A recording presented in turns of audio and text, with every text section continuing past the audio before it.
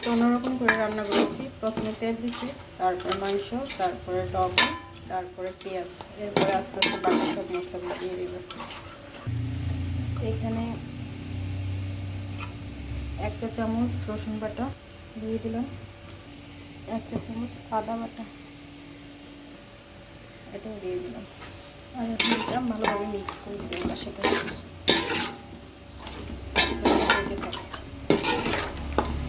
আজকের মাংসের সাইজগুলো একটু বড় বড় রাখছি। আমার পোলা আবার বড় বড় মাংসের পিস খেতে চায় তাদের মধ্যে। আমার কাছে মনে হয় যে ছোটো ছোটো মাংসের পিস করলে মশলাগুলো খুব সুন্দরভাবে ঢোকে। না, ও আবার একটু বড় বড়, মানে প্লেটে দেখতে বড় বড় লাগবে, এরকম সাইজ পছন্দ করে। তো বাজার থেকে যে সাইজে কেটে দিচ্ছে ওই সাইজে এখানে দিতে থাকে। আমি বাকি মশলা গুছিয়ে আসি। আর এখন দিয়ে দিব 1 চা চামচ হলুদ, 1 চামচ দিয়ে দিব 2 চামচ শুকনো মরিচের গুঁড়ো, আর দিয়ে দিব 1 চা চামচ জিরার গুঁড়ো। এবার এগুলো একটু মিক্স করে দেব।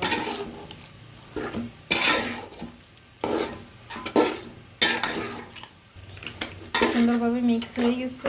এখন যে খাড়া মশলাগুলো আছে, খাড়া মশলা করতে যেগুলো মানে শুকনো মশলা, দারচিনি, এলাচি, তেজপাতা, ওগুলো সব গুছিয়ে নিয়ে আসি। এখানে গরম মশলা, তেজপাতা, লং, এলাচ, তারপরে একটু স্টার এনিস আছে, এগুলো দিয়ে দিলাম। এখন এটা ভালোভাবে অল্প আছে কষাইতে হবে অনেকক্ষণ। এটা আস্তে আস্তে হইতে থাক, মানে কষাইতে থাক। ঢাকনাটা দিয়ে দিলাম। এখন একটু যাই টিকটক দেখি।